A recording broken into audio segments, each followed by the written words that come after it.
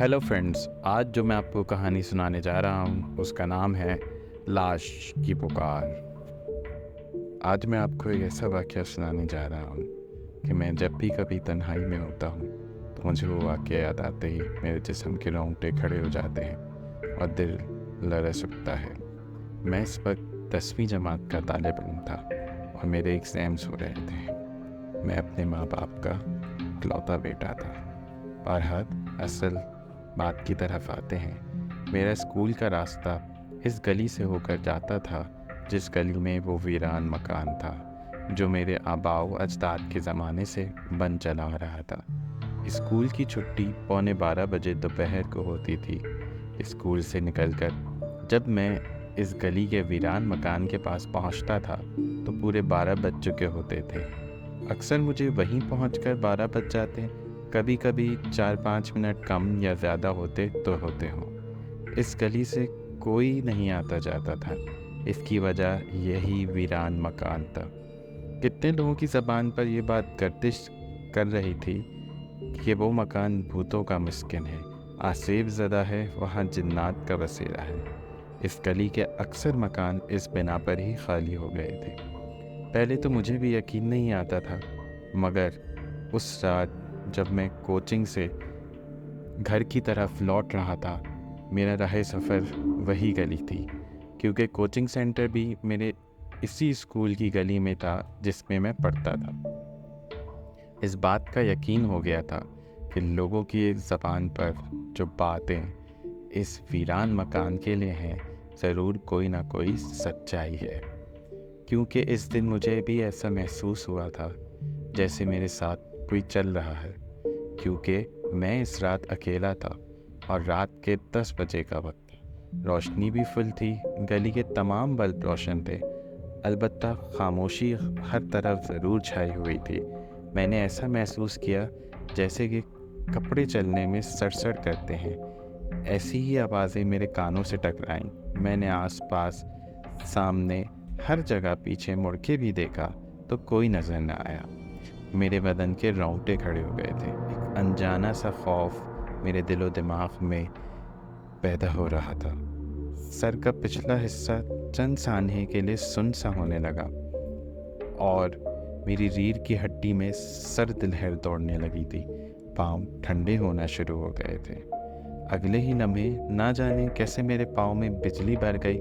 मैं वहाँ से डर और खौफ के मारे भाग खड़ा हुआ और घर आकर ही दम लिया और ये फ़ैसला किया कि आइंदा इस गली से नहीं जाऊँगा। माँ से बताया तो उन्होंने भी इस गली से जाने से मना कर दिया, मगर दूसरी गली काफ़ी दूर थी और फिर आगे जाके तिकोन सूरत में बाएं तरफ क्रॉस हो जाती थी, जिससे गली से निकल के स्कूल का फासला मज़ीद 2 गली के बराबर तवील हो गया था। यही हाल दूसरी जानिब की गलियों का था। बहरहाल डर के मारे ये मुशक्क़त भी बर्दाश्त करना पड़ी। कुछ दिन के बाद ये मुशक्क़त भारी लगने लगी। फिर मैंने एक दोस्त बना लिया। इसने मुझे कहा, यार अमजद, ये फासला हमें बहुत लंबा पड़ता है, क्या ख्याल है इस गली से चलें? नहीं यार, तुम्हें मालूम तो है कि इसने मेरी बात पूरी होने से पहले ही जवाबन कहा, मैं जानता हूँ तुम उस असाबी मकान की बात कर रहे हो ना? हाँ, मैं बोला। छोड़ यार अमजद, मैं तो तुमको बहादुर समझता था, लेकिन तुम तो... उसने बात जानबूझकर अधूरी छोड़ दी थी। मुझे इसकी बात पर खैरत आ गई। अरे नहीं राना, ये बात नहीं, कल से हम दोनों इसी रास्ते से चलेंगे, अब तो ठीक है ना? मेरी बात पर मेरे दोस्त राना ने गर्दन हिलाई और सीना तानकर इस बात का सबूत दिया कि वो बहुत बहादुर है। फिर हम दोनों आने वाली सुबह से इकट्ठे स्कूल जाते और इकट्ठे ही वापस आते थे। वापसी इस गली से ही होती थी। चंद दिन सुकून से गुजरे और हम आते और जाते रहे। कोई अजीब बात सामने भी ना आई। हाँ, वो दिन हम दोनों को अच्छी तरह याद रहेगा। गालिबन वो दिन बुध का दिन था। दिन गुजरने के बाद जो रात आई थी, बुध और जुमेरात की दरमियानी शब, रात को 10 बजे मैं और मेरा दोस्त राना कोचिंग से वापस घर की तरफ आ रहे थे। मेरे दिल में आई कि आज इस वीरान मकान वाली गली के बजाय दूसरी गली से जाया जाए। मैंने इस इजहार का राना से जाहिर किया। लेकिन वही जवाब मिला जिसकी मुझे तवक्का थी। बहुत डरपोक हो तुम यार, राना ने डांटते हुए कहा। नहीं यार, तुम समझते नहीं, मैं एक दफ़ा इस बात को महसूस कर चुका हूँ। मैंने ये कहकर उस दिन मेरे साथ पेश होने वाले तमाम वाक़ये की डिटेल्स उसे बता दी। हो सकता है अमजद कि वो तुम्हारा वहम हो, क्योंकि बाज़ मर्तबा इंसान का शऊर सोया रहता है, अचानक हल्की सी आहट पर जाग पड़ता है। हमें यूँ महसूस होता है जैसे हमारे करीब कोई मौजूद है। राना की बात में मुझे कुछ वज़न लगा और मैं सोचने पर मजबूर हो गया, शायद वाकई ऐसी ही बात हो। फिर तो मैंने अपने अंदर एक नई तवानाई जागती महसूस की और साथ ही ये इरादा पुख्ता कर लिया कि मैं और राना मिलकर इस बात का सुराख लगाए। ये सोचकर मैंने राना से कहा, राना यार, हम इंसान अशरफुल मखलूक़ात फिर भी क्यों डरते हैं? मेरा तो ख़्याल है हम दोनों को मिलकर इस बात का सुराख लगाएं और लोगों की ज़बान पर इस वीरान मकान के जो दास्तान चल रही है उसे गलत साबित कर दें। ये कहकर मैं थोड़ी देर के लिए रुका, फिर राना का अज़म देखने के लिए बोला, क्या ख्याल है इस सिलसिले में, तुम मेरा साथ दोगे? ये बात हुई ना मर्दों वाली। राना ने मुझे पीठ ठोक कर मुझे शेर कर दिया और पुरअज़म लहजा में बोला, अमजद, तुमने राना को आजमाया नहीं है, तुम इस सिलसिले में साथ देने की बात करते हो। राना, मैं तुम्हारी दोस्ती को निभाने के लिए अपनी ज़िंदगी भी दांव पे लगा सकता हूँ। हम बात करते करते इस मकान के बिल्कुल करीब पहुँच चुके थे। हम दोनों एक दूसरे के कंधे पर हाथ रखे जब इस वीरान मकान के गेट से गुजरने लगे, अचानक हम दोनों ही उछल पड़े और आंखें खौफ के मारे एक जगह जम सी गई थीं।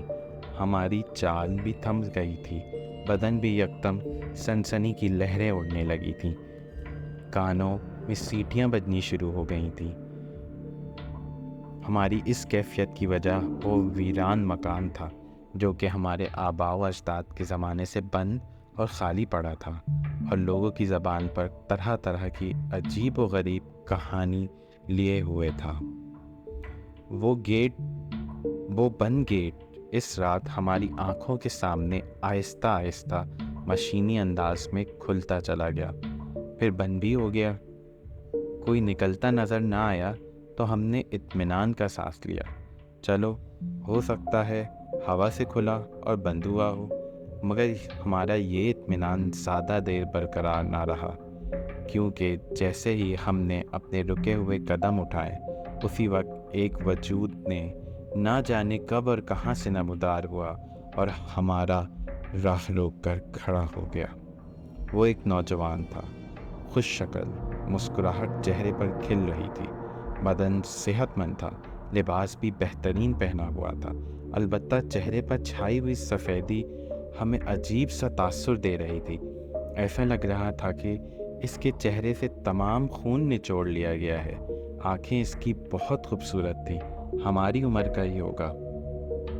हमारे खौफ को इसने भांप लिया था। फिर जब वो बोला तो हमारे बदन में सनसनी की लहर दौड़ गई। दूर किसी वीराने से आती हुई आवाज़ मेरे और राना के कानों से टकराई थी, मैं एक लाश हूँ। क्या? हम दोनों के मुंह से निकला और हमारी आवाज़ सन्नाटे में गूंज उठी थी। तो फ्रेंड्स, कहानी में आगे क्या हुआ और ऐसी और भी ज़बरदस्त कहानियाँ सुनने के लिए सब्सक्राइब करें और लाइक करें मेरे चैनल को। सो स्टे ब्लेस्ड, मिलते हैं अगली वीडियो में।